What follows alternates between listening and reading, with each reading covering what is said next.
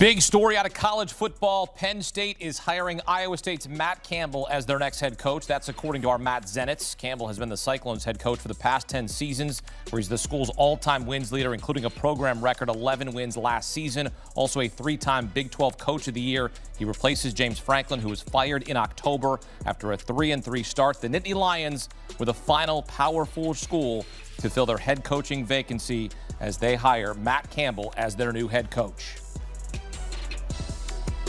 And let's welcome in a man who played at Penn State, former Penn State tight end Adam Breneman. Adam, we heard whispers about this on Thursday. It is finalized. It has come true. It is now, in fact, Matt Campbell, the guy at Penn State. Your reaction is what? Well, it's been a long, emotional week for Penn State fans, thinking that Kalani Sitake was going to be the Penn State head coach. He backs out. To now land Matt Campbell is really an incredible hire by Pat Kraft, the athletic director, the entire administration at Penn State. When you think about Penn State, you think about toughness and blue-collar, smash-mouth football. That is what Matt Campbell is. That's what he's done at Iowa State. Campbell is a proven program builder, has done it at a high level, and has done it with less resources than he will now have at Penn State. This is really a home run hire for Penn State. Hakeem, I'm just wondering why it didn't happen sooner, because Matt Campbell from day one probably should have been a top target for the Penn State football program. Well, his name had always popped up, right, during the coaching cycle, and when the coaching carousel was spinning, he elects to stay at Iowa State. He's had plenty of options to leave as a big name out of the Big 12, and now he goes to Penn State. And look, this happens on the same day where there's leaked audio from Pat Kraft that was really not great at all. I mean, what we heard from Pat Kraft was really damning if you think about it.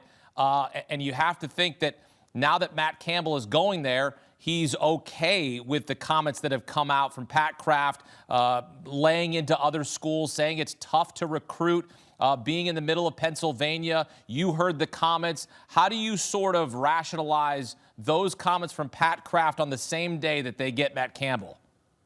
Yeah, I mean, first, I think the fact that that audio got leaked from a players-only meeting with their athletic director is damning, not just for Pat Kraft, but for the Penn State football program. That is a sacred environment. It's a locker room. It's where things get said that you wouldn't say probably anywhere else. And there's comments in that meeting I'm sure Pat Kraft would take back. There's a lot of comments Pat Kraft said that I agree with, that there's a certain standard that should be held at Penn State. I think a lot of people listened to those comments from Pat Kraft, Penn State fans, and said, that's a guy who's in the foxhole with us. That's a guy who wants Penn State to win at the highest level, who's frustrated clearly by the shortcomings of the last few years for Penn State, despite investment at the highest level, competitive with any program in college football. So if you're Matt Campbell, I think you have concerns about, first, the fact that even that audio would get leaked in the first place. How does that happen? What kind of discipline is in the program? But aside from that, I think you say this Pat Kraft is a guy who wants to win and is willing to invest with the program at the top level. For Matt Campbell, he's done it with a lot less resources at Iowa State. Not a great recruiting pipeline, not a ton of states close to you to recruit to, not a big NIL budget. That will be the opposite at Penn State. Penn State will have a roster budget that's at the top of the Big Ten. I'm excited to see what Matt Campbell does with that amount of resources at his disposal. This is a guy, as you mentioned, can turn a program around. Look, he's been at Iowa State since 2016, turned that program into a competitor, 72-55 in 10 seasons, and now you expect him, as a product of Penn State, Adam, to put this team back where they should have been rest of season. Didn't work out with James Franklin. Whatever reasons you want to come up why it didn't work, with Drew Aller getting injured and a lot of decisions not going the way of Penn State this season. A lot of games, unfortunately, didn't go their way, and it just sort of broke, right? So if you're Matt Campbell and you have the chance to come in here with the resources and with the backing of Penn State, this is a chance for him to really, really make a name for himself. What is he up against, though, taking this head coaching job? Yeah, you're up against Ohio State, Oregon, Michigan, some of the USC, the other top teams in the Big Ten that you're recruiting against and competing against. James Franklin got fired from Penn State because he didn't win the big games against Ohio State, against Oregon, in the whiteout, some of the games that you're expected to win.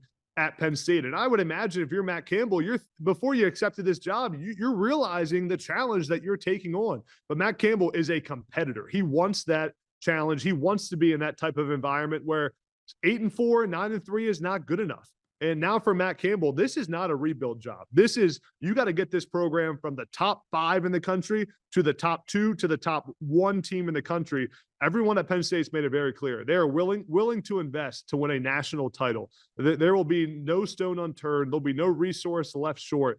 Penn State is all in. And now Matt Campbell has the really tough job of following a head coach who was a play away from winning the national title, or from playing in the national title a year ago, and got fired. That is a tough job to walk into, but Matt Campbell will have the resources, will have the commitment. Now for him, I really think, Akeem, the first thing, you got to go sign a great quarterback. Yep. You got to bring the quarterback who can change the game. We've seen across college football, look at the best teams in the country. They all have elite quarterbacks that can make plays all over the field. I think that's step one for Matt Campbell. Do you think he brings Rocco Becht with him?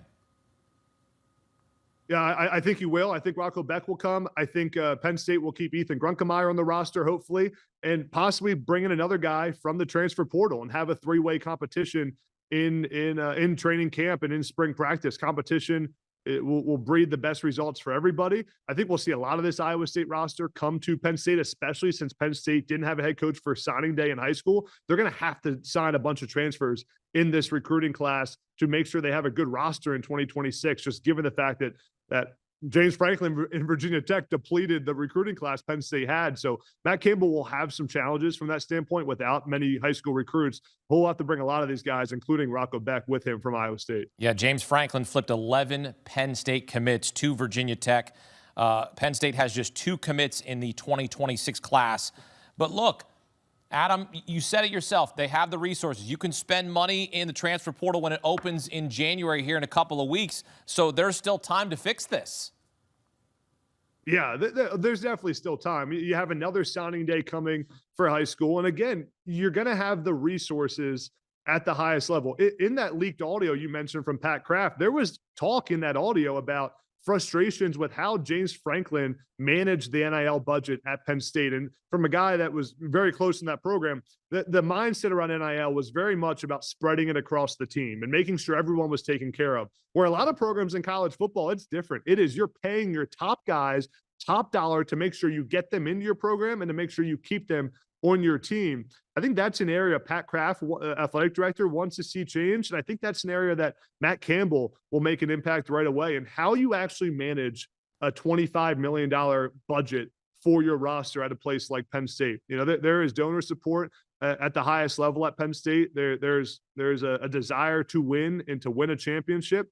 That's going to be Matt Campbell's toughest challenge, is really how do you allocate the money that you're now going to have at Penn State, because it's going to be probably 2 times more than he had to deal with at Iowa State.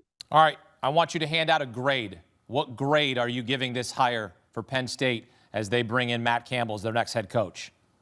Yeah, a grade for the hire, I would give an A. For the process, I would give a C+ for how this all played out. I think Penn State took some dings from public perception and from the fan base throughout the process. But the fact that Pat Kraft was able to land the plane here smoothly and land Matt Campbell is really one heck of a job, given where just a couple days ago things were looking not all that good for Penn State. So I think this is a home run hire. I would give it an A. There you go. Adam Breneman, former Penn State tight end, giving this hire an A as Penn State hires Matt Campbell as their next head coach. Adam here with us on CBS Sports HQ. Adam, appreciate it. Thanks, Akeem. So, Penn State has a head coach. The Nittany Lions were the final Power 4 school to fill their head coaching vacancy. Now that title actually belongs to Iowa State, because now they're going to have to find a head coach to replace the guy that's leaving in Matt Campbell. 8 weeks ago, they fired James Franklin.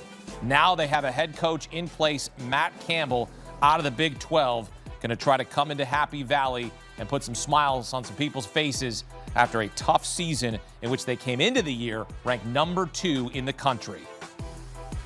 Still ahead here on CBS Sports HQ. We're just getting started. More reaction to Matt Campbell being hired at Penn State. We're on the ground. We've got our 24/7 Sports beat reporter who will join us. That's all coming up here on CBS Sports HQ. Keep it locked.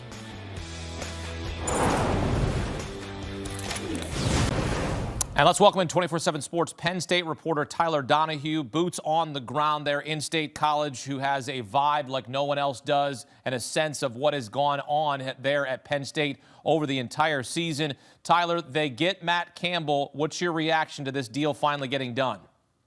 Well, there were times this week where it felt like Penn State was plummeting. Like if they were a stock, there was turbulence. And then I think they found about as soft a landing here in getting Matt Campbell, a guy who the national really verdict on this is a good hire. Like this will be something that's very intriguing for Penn State on what he can accomplish with more resources at a program like Penn State. It's not unfamiliar territory for him regionally. And he's a really proven leader who can build his own culture. And so he checks off a lot of the boxes you were looking for. This is a Penn State community, I think, that's been a bit divided generally coming through the final a few games with Franklin, coming out of the last few games without him. And you just wonder if he's a guy who can show, like, once again, he's a galvanizing figure. That's what he was in Ames. If he can prove to be that in State College, this is going to make the university look really good for looking in this direction. It's going to make a lot of us forget what happened in the last 54 days, although we can never fully forget what we witnessed over these last 8 weeks. Why was it so difficult for Pat Kraft to find someone? We know they struck out with Kalani Sitake. Jeff Brom at Louisville turned him down. Many others were not interested or decided to stay at their schools. Why was it so difficult to find somebody to replace James Franklin? This is one of the top 10 jobs in all of the country. I mean, Tyler, it boggles my mind as an Ohio State fan that they didn't have somebody sooner and somebody with the profile like a Matt Campbell a lot quicker, because they fired James Franklin some 8 weeks ago. I do think that James Franklin's firing, although it wasn't all that unexpected when in the moment, which is crazy to say because we thought they were going to compete for a national championship. I think we all were sensing coming out of the Northwestern loss it was going to happen. But after that decision by Pat Kraft, it really felt like he was on the warpath to take the next step and prove this is a hire that's going to be a national champion. This is going to validate my move, and it's a big one for his career. And so I think it was really important to set some high aiming goals. And Mike Elko felt like, the big fish for the longest time. I know we've had him called whales on the message board, the guy out there that he's trying to hunt down. And in a vacuum, maybe that works. But when you're 9-0, now 10-0 for Texas A&M in the SEC, and they have deep pockets, how you prying him away? What's the realistic scenario there when he's taking the team to the playoff? And then you turn to what was going to be a really stealthy, successful move, and it really would have been a head turner in the coaching industry and in the college football industry if they were able to get Kalani Sitake. They thought they were getting him, and quite frankly, in BYU, but most of the day through Monday, they thought they were losing him. And that changed around. One of the more remarkable kind of cultural gatherings and rallying cries I've seen in college sports. It paid off for BYU, paid off for Kalani Sitake. And then Penn State feels like it's left a little bit rudderless. There's kind of a division right now within the community when you talk about should they or should not they promote Terry Smith, make that internal promotion after a 3-game win streak to finish out the season, and a spirited play. And so I think, again, this needs to be a galvanizing move. And to me, everything I've learned about him, and I'm going to get to learn a lot more about Matt Campbell when he comes to town and over the next few years, but I've really heard he is a guy that can get things on track relatively quickly and really get people believing what he's selling. And that's not just important for the locker room, it's not just important for the transfer portal, but it's important for, I think, the Penn State community right now, which is really reeling from a really devastating situation. They thought this was the best team since the 1994 squad. It was far from that. And that hurts for everybody to internalize within the community. And so he's got to be the guy that comes in and says, let's keep going forward. We got no time to stall out.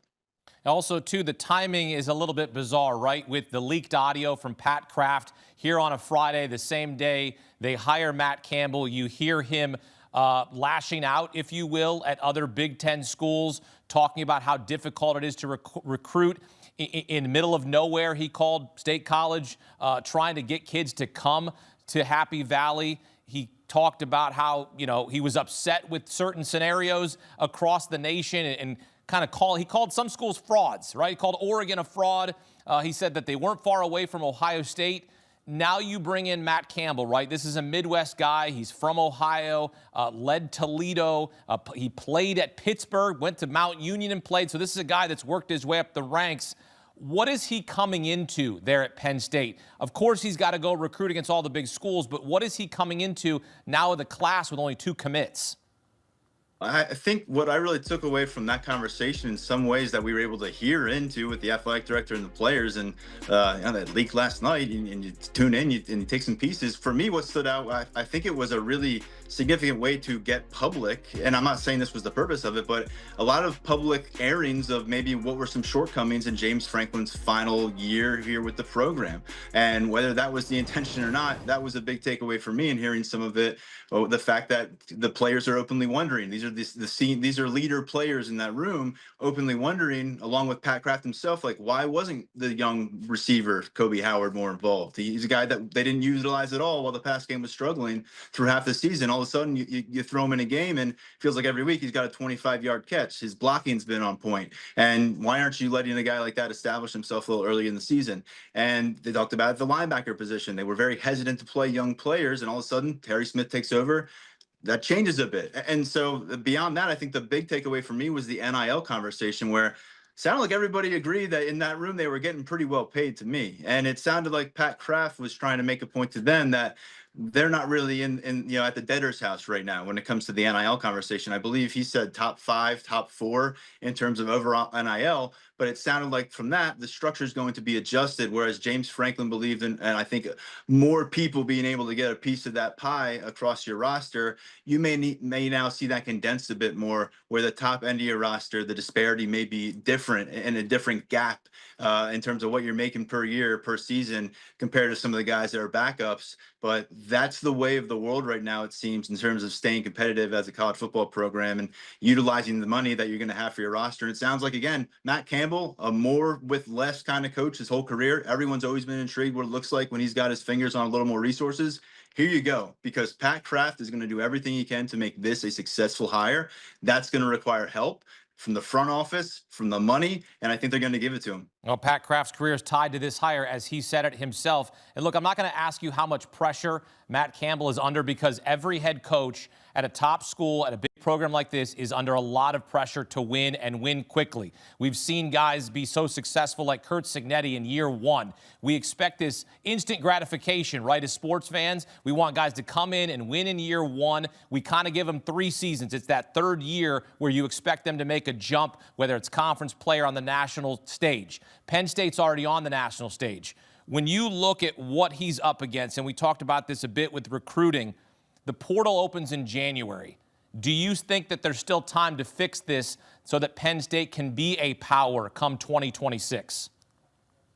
Yeah, I think it's going to be really important that they get to work on the current locker room. Where does everybody stand now that it's not gone to Terry Smith? We know that now he's not going to be the head coach permanently. Is he now going to be your top lieutenant, which he essentially was that for James Franklin for a long time, part of that inner circle for the head coach. Can he be that for Matt Campbell? Can that work? Does that work with Pat Kraft and that relationship, after it didn't necessarily feel like Pat Kraft wanted to promote him, and clearly Terry Smith really wanted to be promoted and had a lot of backing. And so I think now you get to a point where can you get a cultivation of a culture very fast where people are convinced that they can stay on campus and not pursue transfers? And then how many of those younger guys can you keep on your roster? Then you got to go beyond your own walls. I think Ames is going to get a lot of attention. You're going to have a lot of players, I'd imagine, who love playing for Matt Campbell, a lot of players that Matt Campbell loved coaching. That's going to continue in Happy Valley. They're going to need to plug and play a ton of guys across the 2 deep. You're losing a lot of senior talent. You're going to lose talent down to Virginia Tech. Guys are going to follow James Franklin out of here. Guys are going to follow maybe better NIL paydays and for what they see. And so I think Penn State's going to spend where it needs to be competitive. And the question to me is Ethan Grunkemeyer your QB1? Does he need competition in the spring? Does Ethan Grunkemeyer want to be here under this particular coach? Does he want to look elsewhere? And then, Rocco Beck, that's a guy who's been attached at the hip a long time at Ohio State with Matt Campbell. Do they want to continue that? I think Beck probably is going to get interest from a variety of schools at the highest level of college football, because clearly it's open season on Iowa State's players. He might be one of the most desirable, if not the most desirable. So Penn State would have competition there. They got to figure it out. They need to get a roster that's ready to fight and learn about each other in the spring. And you have a very limited launch pad, but at least now that clock is ticking. It felt like that was a problem. Penn State didn't get it ticking toward getting your team chemistry down. Now you can see what you got to get rid of. You got to see who doesn't want to be there anymore and determine who's moving forward together. It's a new era. It's hard to accept. It's not always easy. Change stinks sometimes, but that's where Penn State is after a dozen years under the same coach. It's a tough thing to do, but it's going to get uprooted in some ways. Well, Penn State doesn't have to deal with Ohio State next season on their schedule. They do have Michigan on their schedule. They do have USC on their schedule, but certainly a schedule you look at and you go, okay, Matt Campbell, go get it done. We've got the resources. You're our guy. As Penn State hires Iowa State's Matt Campbell as their new head coach. Tyler Donohue with us here on CBS Sports HQ. Thanks for the perspective. Thanks for having me. I appreciate it. Great stuff there from Tyler Donohue on the ground in State College. No one has a pulse better than him. And look, the final job has been filled among Power 4 coaching hirings because now Penn State has Matt Campbell. But if you want to be technical, which we are here, Iowa State still has to fill their head coaching vacancy now that Matt Campbell is leaving and taking over the program in Happy Valley. Coming up, another former Penn Stater joins the program with his reaction to the hiring of Matt Campbell. That's next on CBS Sports HQ.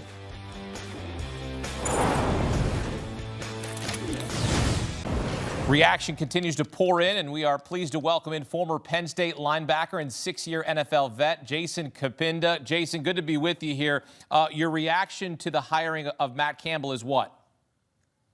I think it's not a great hire. It's not a bad hire. I think it's a good hire. I think Matt is a guy who has shown that he deserves his shot. I think he's a guy who has shown that he can do a lot with a little. When you look at his tenures between Toledo, between what he's been able to accomplish over at Iowa State, as you know, really marked history there in terms of some of the finishes they've had in the rankings, you know, over his years there. So I think he's a guy that will be able to take a brand like Penn State and recruit very well and get the star power that Penn State is normally able to get, you know, with its brand and name and its culture and tradition, and see, you know, what he's really made out of when he has that level of talent at his disposal. You played for James Franklin. Didn't work out in the end. Penn State against top 10 teams, 4-21 under James Franklin. They were failing to win the big games, right? So they move on from James Franklin. A lot of people were calling for the interim coach, Terry Smith, to be promoted, including guys like Micah Parsons. I know you like Terry Smith as well. When you look at what Matt Campbell is facing, right? And you've got to go out and recruit against the big boys in Ohio State and Michigan, USC now, Oregon now in the Big Ten. What is he up against, as you know that conference very, very well? Yeah, I think at the end of the day, it starts at home. You know, Pennsylvania is a strong football state, and it starts with making sure you're out recruiting, you know, the Pitts of the world, the Rutgers, the Marylands, the DMV area. You know, that's one thing that Coach Franklin did a really, really good job of. Is, man, he had quite a lock on the DMV area. And that's kind of one of those things that's going to affect, you know, Penn State, as well as you got James Franklin going to Virginia Tech, an also respected program, and you have his recruiting star power there. I think that school is going to affect Penn State even more so than Ohio State and Michigan, just from a proximity standpoint. So, you know, that's what he's going up against. I would hope that, you know, a lot of these college football programs start to follow the structure of having coach and GM, because I think it will allow the coaches to be football coaches instead of having to be the star in the media and in the recruiting and literally everywhere, you know. But we'll see. At the end of the day, Penn State has resources at its disposal. They've been doing well in NIL as of late. And I think he's going to be able to steer this ship in the right direction. Jason, if there's a player out there that's considering Penn State, and now the head coach is in place in Matt Campbell, what are you telling that player if he's choosing between Penn State and, let's say, another top 10 program? What would your message be to that player? I think number one, you know, Penn State for me was not a 4-year decision. It was a 40-year decision. And I think, you know, when you have a Penn State degree, there is a level of respect. There's a level of access because of how large our alumni network is. And not only that, you're going to go to a school where you play big time football, where you have high up in academics, and as well as a social environment, you know, to have fun and enjoy college.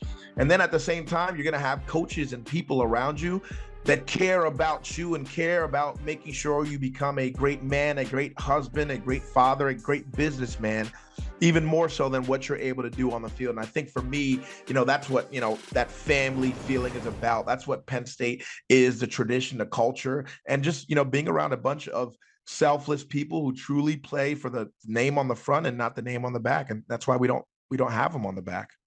It's a different era, of course. Yeah, that's who we are. Because if you were in the NIL era, you'd be getting paid. And look, now you got a situation here where the portal opens in January. You got a second signing day coming up. There's time to fix this, even with only 2 commits right now in the class of 2026. So where are you feeling right now as an alum that you can turn this around pretty quickly? I would like to gauge expectations just with where we are at right now. I do think it is alarming to only have 2 commits now with the new early signing day. I understand we still have another signing day coming up here, but obviously between James Franklin taking as many recruits as he did with him to Virginia Tech, and the allowance of allowing there to be so much vagueness and no transparency and kind of the direction of the program and not having a coach for this long. And I think that definitely wears on recruits, because recruits want stability. They want to know who they're committing to and things of that nature. So I think it is an uphill battle. But at the same time, I wouldn't be surprised if, this first year, just from a Band-Aid standpoint, when you look at the roster between seniors moving on and how many commits we've lost, I expect a large haul this year that comes in for the transfer portal. And if we don't see direct results, and we don't see the immediate upkeeping of what we expect a Penn State recruiting class to look like, then I see the transfer portal being more of a norm at a Penn State, which is one thing I thought Coach Franklin was doing such a good job of, is making sure a lot of our players were homegrown, and we relied on transfer portal out of true necessity.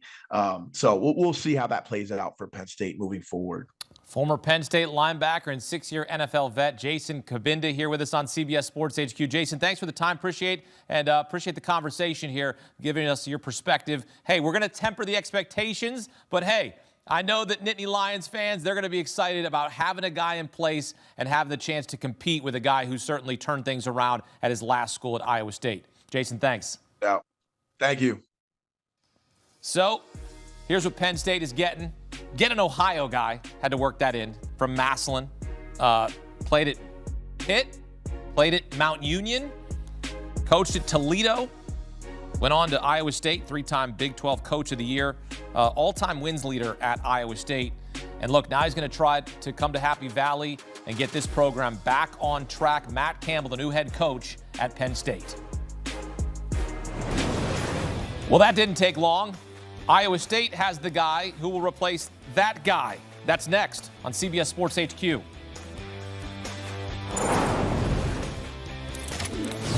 And for more, welcome in CBS Sports college football writer and valued member of the Cover 3 podcast, Tom Fornelli. Tom, Penn State gets their guy, Matt Campbell. You know him, I know him, a guy who came into Ames and really turned that program around. What's your reaction to this deal finally getting done? What took so long? Right. This is the guy you should have been going after from the very start. I mean, I remember, Keem, the day James Franklin was fired, I was on the Cover 3 podcast doing emergency reaction an hour later, and I was saying Matt Campbell is the name that they should be going for. Maybe they finally got around to listening to the episode. But while the process was very flawed, and there was a lot of coaches who were appreciative of that because of the raises and extensions that they got at their current gigs, I do think that no matter how you want to look at it, at the end of the day, Penn State hired a very good coach and somebody who I think will be an excellent fit for that program. You mentioned what he was able to do at Iowa State. You look at his win-loss record overall there, and it doesn't really wow you. You're not going to be like, you're not going to think this was an incredible performance, but you have to put it in the context of what Iowa State was before he got there. And if you look at the history of that program, it's been around for 128 years. It's won 8 games in 12 different seasons. Campbell's responsible for 5 of those on his own. He's responsible for only 10-plus win season in program history, and he has been able to do that while also developing quarterbacks and wide receivers for the NFL, which is, I think, something that will be very, very happy for Penn State fans to hear, because that is an area they have struggled to do in recent years. I think that if you look at everything you wanted for a coach, if you are Penn State, this is a guy who checks a lot of the boxes, and ironically, he does a lot of the things that he does similar to the way James Franklin did it, and what made James Franklin so successful at Penn State for so long, even if he was never truly able to break through that ceiling and win multiple Big Ten titles and get to, the national title game. Maybe Matt Campbell will be able to do it. Well, look, he's going to have resources, right? He's going to have the type of resources that he didn't have at Iowa State. He can perhaps bring Rocco Becht with him. Is that his first order of business when you talk about getting this program on a fast track come the portal in January? I do think that that is something that will definitely be discussed, but a fun little note to think about here. Rocco Becht, very successful for Matt Campbell at Iowa State, as was Brock Purdy, who he developed and turned into a great quarterback now for the San Francisco 49ers. But Ethan Grunkemeyer, who stepped in for Drew Aller after Aller was hurt and, was playing this year for the second half of the season. You know who recruited Ethan Grunkemeyer? Matt Campbell in Iowa State, so he's familiar with him. So it's not a certainty that he's going to bring Rocco Becht with him, but I would definitely expect there to be some interest on Penn State's part, especially with the money that they have been promised Campbell to help put together the roster. And then when you consider what happened with Penn State's recruiting class in the wake of this 54-day coaching search, as James Franklin landed at Virginia Tech and took a whole lot of the kids he had committed to Penn State with him to the Hokies, this is a Penn State recruiting class that was pretty barren by the end of things. And this is a team that, with considering what they're losing from their team this year and what they did not bring in the recruiting class, will probably be pretty active in the portal. I don't think that they'll be able to really put together an entire roster, at least not of the blue chip kind of talent that they want. But I definitely think a quarterback will be on the menu, and it would make a whole heck of a lot of sense if Rocco Becht is that quarterback, because he is familiar with what Matt Campbell and his offense are going to want to do there, and he's got the experience, and he's a pretty darn good player, so that helps too. Look, if you're a Penn State fan, and look, I'm not going to tell people how to feel about their head coaches or about their players or about their program because they have their own emotions. But if you're talking to a Penn State grad or you're talking to somebody who loves to cheer on Penn State, what are you telling them about Matt Campbell? That you should be what? You should be excited. You should temper your expectations in year one. What are you telling them? Oh, you should be excited, but you should also temper your expectations for year one because of the situation we just talked about, where you're losing a whole lot of key players from this year's team. You have no freshmen coming in for the most part. And the transfer portal, you don't want to spend too much in the portal because players are going to be expensive, and you don't want to blow all that money on a team that maybe isn't going to be able to fire on all cylinders right away. So give them a little patience in 2026. The schedule's not awful, so this is still a team that I think can compete for 8 or 9 wins. I just wouldn't expect to be competing at the top of the Big Ten. But in the long run, Matt Campbell is going to raise the floor. Matt Campbell is an excellent program builder. He has an identity, he has a culture, and he has done a terrific job of not only finding the fits for what he wants to do at Iowa State, but sending those guys to the NFL and developing them. And he's also been excellent at, when he loses coordinators, and he's lost quite a few. Alex Golesh, who just took the head coaching job at Auburn, his former offensive coordinator at Iowa State. He's been able to replace them with coaches who have been just as good, and they have not lost a step in what they've been doing in that program. And that's what you want to see. A guy who identifies talent, develops it both on the field and on his coaching staff. Matt Campbell does that. There's going to be an identity. You're going to know what this program is. They're going to show up every single week and play hard, and they're going to compete, because I know that some Penn State fans will probably have concerns about his recruiting ability because he was never really swimming in those 4- and 5-star waters at Iowa State, because they were never going to be a program considered by those players. Trust me, he will do just fine going in those 4-star and 5-star players and convincing them to come to Penn State, and you're still going to be just as good as you've always been. You wrote on CBSSports.com the perfect outcome all along for Penn State, getting Matt Campbell. Of course, our viewers can go read that on CBSSports.com and dive deeper into this hiring. You know also of the leaked audio that came out from Pat Kraft, and we heard several things. What was your takeaway from some of his comments about recruiting? And then, of course, he bashed almost every school in the Big Ten. But when you're Matt Campbell coming in and considering those comments, and maybe you just go, the guy was letting off some steam. You know, he was in a moment where he thought it was a moment of privacy. It gets out, it gets leaked. You have those moments. But then you could go, well, I'm a little bit concerned about the leadership there as well. I'm not concerned about anything I heard on those tapes. Honestly, if I'm a Michigan fan or an Oregon fan or any of the other schools that he was talking about, I'd be like, I don't like this guy very much. But if I'm a Penn State fan, I don't know what Pat Kraft said in that audio that would really make me upset about any of it. I think a lot of it was just kind of honest truth about the situation that they were dealing with. And frankly, you think about stuff coaches say to their players when they know that they're not being recorded. It didn't really sound all that different from that to me. It just sounded like a guy who was frustrated going through this searching process, but was also kind of, confident that he was going to be able to get the job done in the end. And guess what? He did. He's bringing a very good coach to Happy Valley to run a program that expects to be competing at the top of the Big Ten year in and year out and wants more. I think he got a guy who can help him accomplish that. Matt Campbell, the new head coach at Penn State. You can read more about the hiring. Tom Fornelli on CBSSports.com. Tom, thanks. Appreciate it. Thank you. And, of course, you'll hear about it on the Cover 3 podcast. Look, if you're not listening to this podcast or watching on YouTube, why not? It's one of the best podcasts on the market. Tom Fornelli, Chip Patterson, Danny Cannell, and Bud Elliott. In-depth analysis every week during the college football season, including wagers. I mean, this is a one-stop shop for all things college football. The Cover 3 podcast. Download and follow today.